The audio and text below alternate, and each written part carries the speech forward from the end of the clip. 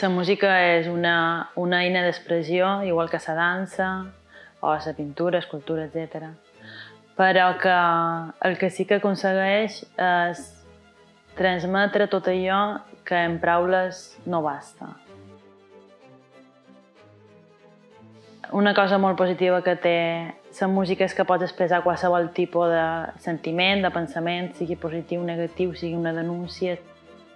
Tens el teu instrument, tens la teva expressió corporal i és una cosa que és molt íntima i és una cosa que s'adapta a tu. Per tant, des de l'escola intentem que cada persona d'aquesta ferramenta la pugui amoldar a la seva voluntat o a les seves capacitats. I crec que és necessari que totes les persones, siguin a nivell que sigui o en les condicions que siguin, puguin fer ús d'aquesta ferramenta. Tenim un alumne de 71 anys que per ell és una teràpia venir a classe de música.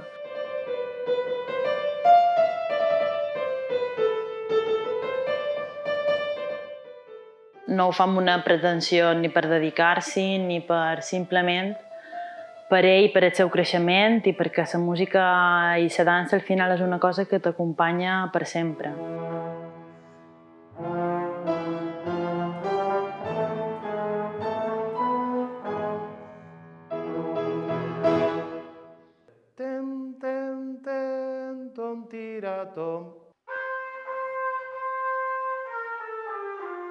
Tenim tanta oferta com persones, des de nens que comencen en 7 anys, iniciació.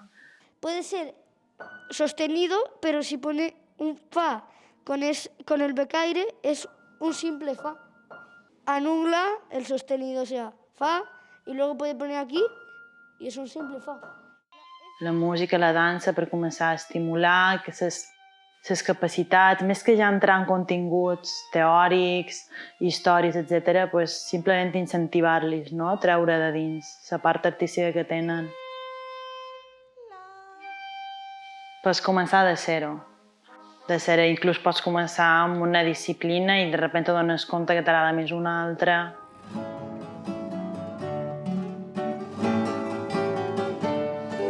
Només tenir ganes, tenir interès, els professors sí que ens impliquen molt, que estiguin molt motivats a intentar fer-ho el més personalitzat possible.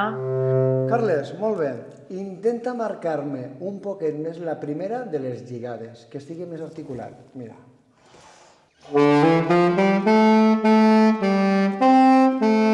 Començant per música, es pot trobar des d'iniciació a la música, que està orientat en els nens de 7 anys. I després, una vegada que han acabat d'iniciació a la música, poden començar els estudis reglats de música o poden fer estudis no reglats. Els estudis reglats són aquells on hi ha una programació prou estricta, s'han de fer els exàmens, s'han de fer les audicions obligatòriament. A part de la càrrega lectiva, que és molt més forta, es comença amb 4 hores setmanals, els 2 primers cursos, i els 2 darrers cursos passa a 5 hores setmanals. És una dedicació de 3 dies per setmana venir a l'escola i després, a part, també s'ha de fer feina a casa. Hi ha una disciplina d'estudi perquè, clar, hi ha un programa de complir que s'ha de treballar. Que té que ser de tot. Que entra tot lo del curs. Com te quedes?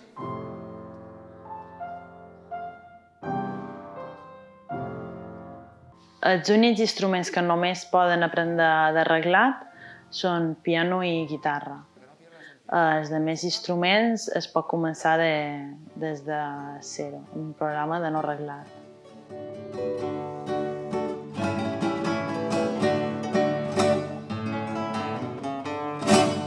Es pot trobar flauta, clarinet, saxo, trompa, trompeta, trombó i percussió.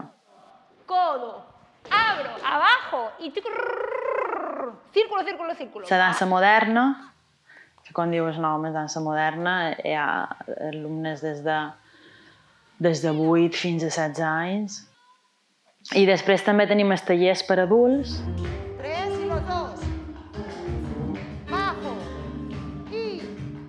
que també sí que és una hora setmanal, només és una petita iniciació, sí que quan uns alumnes, quan hi ha adults que ja duen 3-4 anys, puja el nivell, no? I en aquest cas es divideix el grup més inicial, més avançat, i això es fa tant de dansa espanyola com de dansa clàssica.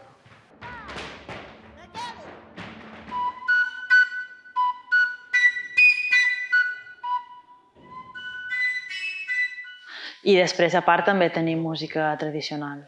4 dits, allà on hi ha les vetes, allà on hi ha el nuc de les vetes, i 2 aquí. Vale? Es treballa castanyoles, tambor i flauta, i també algunes pinzellades de camp pagès.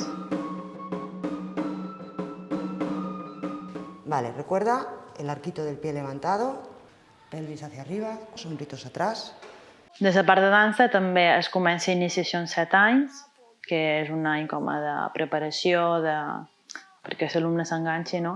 I després, a partir dels 8 anys, es poden començar els estudis reglats de dansa.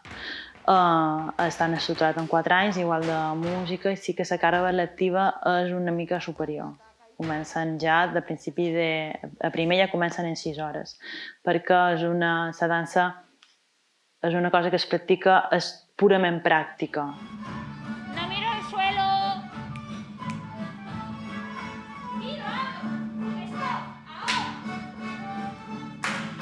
No hi ha un treball de casa, igual que en música sí que hi ha deures, etc. La dansa és purament pràctica. I s'estudia la dansa espanyola, que són 3 assignatures: folklore, escola bolera i flamenco, i després la dansa clàssica, seria el ballet.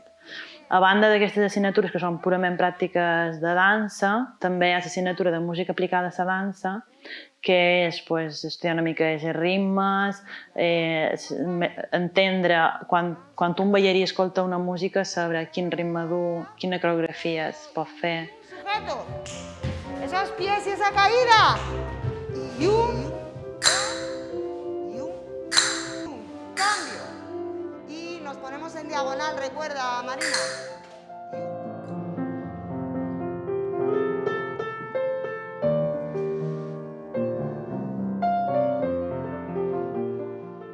També tenim les 2 grans agrupacions de l'Escola de Música, que són, per una banda, la Coral Polifònica de Formentera i, per l'altra banda, la Banda Municipal de Música de Formentera. La primera està bé, tant una com l'altra estan obertes totalment en el públic, a la gent de Formentera, simplement apuntant-se, però sí que és vera que per la banda 1, 2, 3 i... els assajos de banda s'han de complementar amb classe d'instrument, si fos necessari, també amb llenguatges, etc. Vale. Mai hi ha un moment indicat de quan s'ha de començar ni quan simplement a partir de que aquella persona sent vaig a començar música, dona igual, no hi ha una edat determinada, no és ni massa prest ni massa tard, sempre s'està a temps.